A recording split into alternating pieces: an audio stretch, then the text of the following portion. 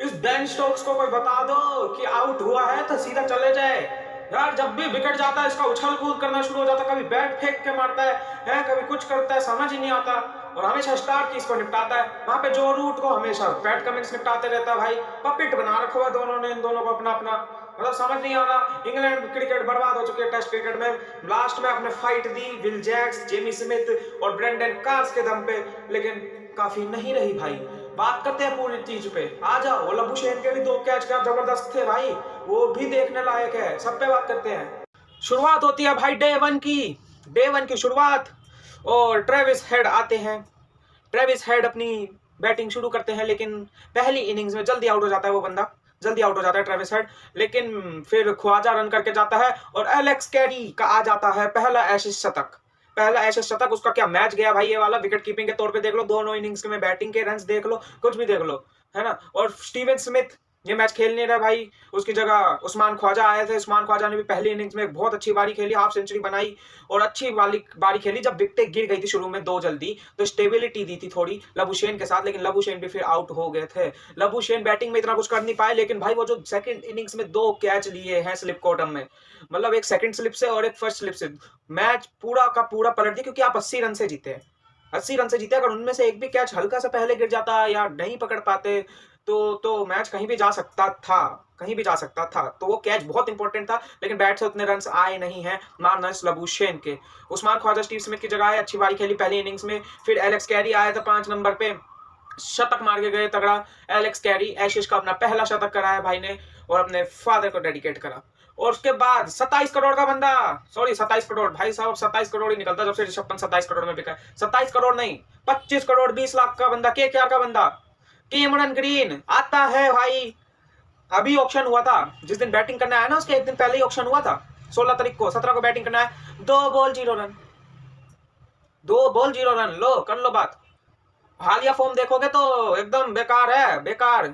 इतना चल नहीं रहा जब से वापसी हुई है, ना बैट से रन आ रहे हैं ना बॉल से उतनी विकेटें आ रही है भाई। डर लग रहा है अब तो कहीं इन्वेस्टमेंट उनकी पूरी की पूरी, पिछली बार वेंकटेश अय्यर लेके गया उनके 25 करोड़ के करीब, और कहीं इस बार कैमरन ग्रीन इनको लपेट लपाट के निकल जाए अच्छे से, है शायद भाई। उसके बाद बैटिंग में आगे बढ़ते हैं। मिचेल स्टार्क भाई साहब एज अ प्योर ऑलराउंडर खेल रहे हैं। इंग्लैंड वालों की और सिरदर्दी बढ़ा दी। वो सोच रहे होंगे यार ये स्टार्क स्टार्क आएंगे फटाफट निपटा निपटा के भेज देंगे इन्हें हम लोग, क्या दिक्कत है। स्टार्क भाई ने फिर से हाफ सेंचुरी मार दी पहली इनिंग्स में, 54 रन। और बोलो तुम लोग फालतू में, तुम लोग उसको सिर्फ बॉलर बोलते हो भाई, वो बंदा प्रॉपर ऑलराउंडर है। बहुत तगड़ी बारी खेली वो 54 रनों की, और वो फासला बना एंड में जाके, बहुत अच्छा फासला बना हुआ एंड में जाके, है ना। सेकंड इनिंग्स फिर आती है, एक अच्छा टोटल खड़ा करती है ऑस्ट्रेलिया, लेकिन फिर सेकंड इनिंग्स आती है और शुरुआत ठीक ठाक मिलती है इंग्लैंड को। ठीक ठाक शुरुआत मिलने के बाद वही कहानी होती है। जैक क्रोली, बेन डकेट दोनों निपटते हैं, थोड़ा सा जो रूट चलने की कोशिश करते हैं, लेकिन वही बात है, पैट कमिंस का पपिट बन रखा है भाई वो बंदा। जब भी पैट कमिंस सामने आता है निपटा निपटा के निकल जाता है वो बंदा, जो रूट को है। उसके बाद हैरी बुरूक, बैच बॉल नहीं जाएगा इस बंदे का। बेन स्टोक्स ने हाथ खड़े कर दिया बैच बॉल से, उसकी इनिंग्स देख लो 83 रनों की, लगभग 200 गेंदें खेली है, लेकिन ना इस बंदे का बैच बॉल ना जा रहा। ये बैच बॉल ही खेलेगा और उसी के चक्कर में ये आउट होता रहेगा बंदा, है ना। ये कहीं ना कहीं फेवरेट शिष्य है ब्रेंडन मैकलम जी का, है ना। और देखोगे तो ये बंदा भी फिर निपट निपुट के निकल जाता है। उसके बाद आता है बेन स्टोक्स। इस बंदे को भाई बता दो, आउट हुए हो सीधा जाओ ड्रेसिंग रूम में भाई, ठीक है निराश हो, लेकिन इतना क्या उछाल कूद करने लग जाते हैं यार एकदम से। कभी बैट हवा में उछाल दिया, कभी बैट मार दिया जमीन पे, कभी पैड पे बैट मार दिया, समझ ही नहीं आता भाई इनका, है। और मैच जीत नहीं रही आपकी टीम, लेकिन बारी अच्छी खेलता बेन स्टोक्स, बैच बॉल को रखता साइड में भाई, प्रॉपर टेस्ट क्रिकेट खेल के लगभग 200 गेंदे खेलते 83 रन बनाते। लेकिन इस बंदे को भी अपना पपेट बना रखा है मिचेल स्टार्क ने। मिचेल स्टार्क ने कितना 13-14 बार आउट कर चुका है वो बंदा इसको। एवरेज भी कुछ खास नहीं है, कुछ खास नहीं है स्टार्क के सामने इसका भाई साहब। फिर आते विल जैक्स, पहली इनिंग्स में वो बंदा भी इतना नहीं चलता। जेमी स्मिथ का तो इस सीरीज में अभी तक बल्ला चला ही नहीं है। ग्लव वर्क फिर भी अच्छा है। हाँ सेकंड इनिंग्स पे आ रहे हैं, अभी रुक जाओ। फर्स्ट इनिंग्स तक की बात करें तो जेमी स्मिथ का बल्ला नहीं चला, बिल्कुल भी नहीं चला। उसके बाद जोफ्रा आर्चर, भाई जोफ्रा आर्चर ने बेन स्टोक्स के साथ मिलकर क्या पार्टनरशिप करी थी, वो बहुत अच्छी पार्टनरशिप। वरना ये लीड बहुत बड़ी रह जाती ऑस्ट्रेलिया के पास, जो थोड़ी कम हुई थी ना, थोड़ी छोटी लीड रह गई थी, वो बहुत बड़ी लीड रह जाती। अर्धशतक करके गया है जोफ्रा आर्चर पहले इनिंग्स में, और वो पार्टनरशिप बहुत क्रूशल थी इंग्लैंड के पर्सपेक्टिव से अगर आप देखोगे तो। वहां से पता नहीं भाई स्टार्क जज्बाती हो रखा है बैटिंग में, और यहाँ से जोफ्रा आर्चर भी जज्बाती लग रहा है बैटिंग के टाइम पे जब भी आ रहा है। भाई देख लो उसकी इनिंग्स 40 30 50 करके ही जा रहा है वो बंदा भी, है ना। उसके बाद कुछ मामला है ही नहीं, कुछ है ही नहीं। उसके बाद क्या, मस्त खत्म, खत्म कहानी उनकी। लीड रह जाती है ऑस्ट्रेलिया के पास, वो वापस आते बैटिंग करने, तेरे बेड़ा गर्क ओ ट्रेविस हेड। ट्रेविस हेड की आत्मा जग जाती है अंदर से पूरी तरीके से, विस्फोट शुरू करता है वो बंदा अपना, वेदरहाल्ड निपट जाता है भले ही जल्दी, है ना। उसके बाद भले ही लब्बू सेन भी आउट हो जाता है, लेकिन वो बंदा ठक ठक ठक ठक ठक मारते रहता है 99 रन पे। ये एक मैच का एक और क्रूशियल पॉइंट है, 99 रन पे पॉइंट रीजन में कैच छूटा था, कैच छूटा था इस बंदे का। ट्रेविस हेड 99 में वापस हो जाता, वहां से वो बंदा 170 करके गया है। लगभग लगभग आपको उसका एक कैच 80 90 रनों का पड़ चुका, और आपका मार्जिन वही 80 रन से, 80 85 रन के करीब से आप हारे हैं। भाई साहब वो बंदा इनकी अच्छे से क्या कहूँ, सूद के गया, तरी लगा दी, सारे वर्ड फिट बैठेंगे। 170 रन की क्या बारी खेल के गया वो बंदा।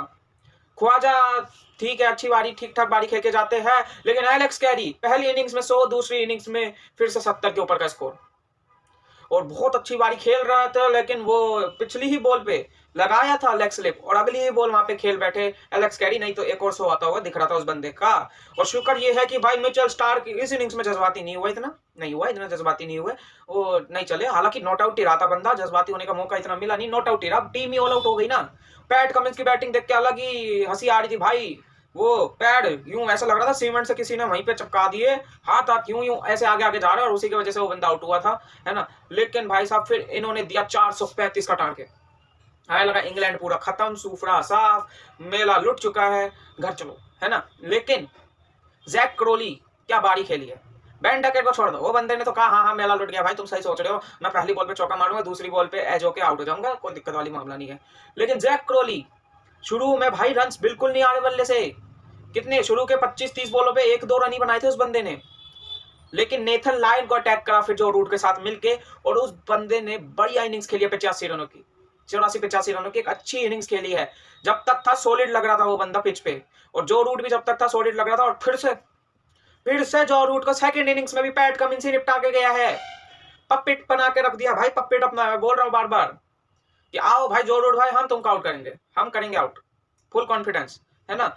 उसके बाद ब्रूक बैच बॉल, जय बैच बॉल करके वो बंदा निपट गया भाई। वो क्या डिलीवरी डाली बेन स्टोक्स को, क्या डिलीवरी डाली बेन स्टोक्स को वो नेथन लायन ने, भाई साहब बहुत ही तगड़ी डिलीवरी, बहुत ही अच्छी डिलीवरी बेन स्टोक्स को।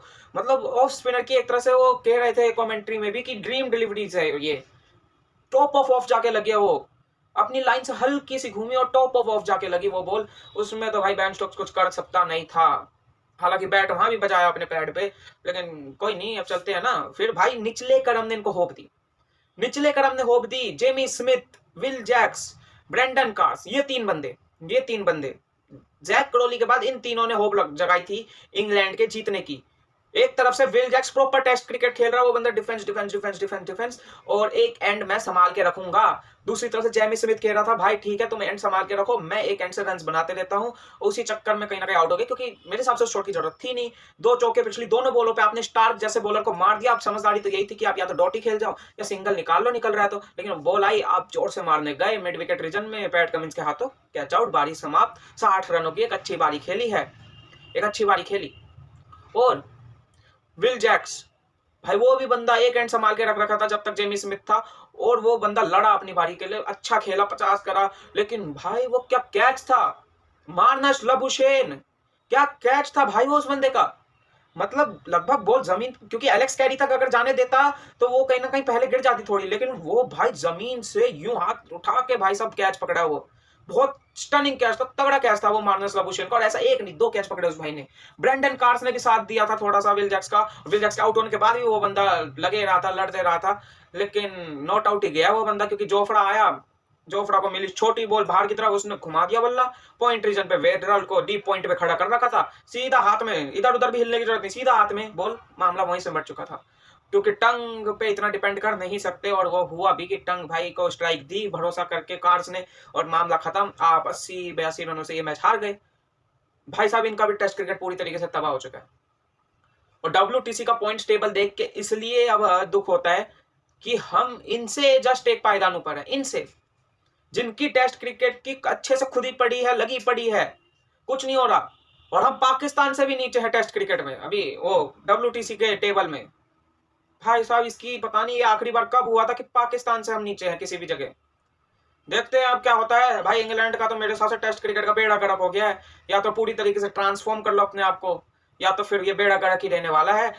रिटेन हो चुकी है एशेज, ये कंफर्म है कि ऑस्ट्रेलिया ने अपनी एशेज रिटेन कर ली है, 3-0 से आगे है। अगले दोनों मैच ऑस्ट्रेलिया हार भी जाए तो भी कोई दिक्कत नहीं है, 3-2 से सीरीज आपके नाम, एशेज आपके नाम है। अगला मैच है बॉक्सिंग डे टेस्ट मैच, बिल्कुल MCG के बढ़िया खूबसूरत मैदान में।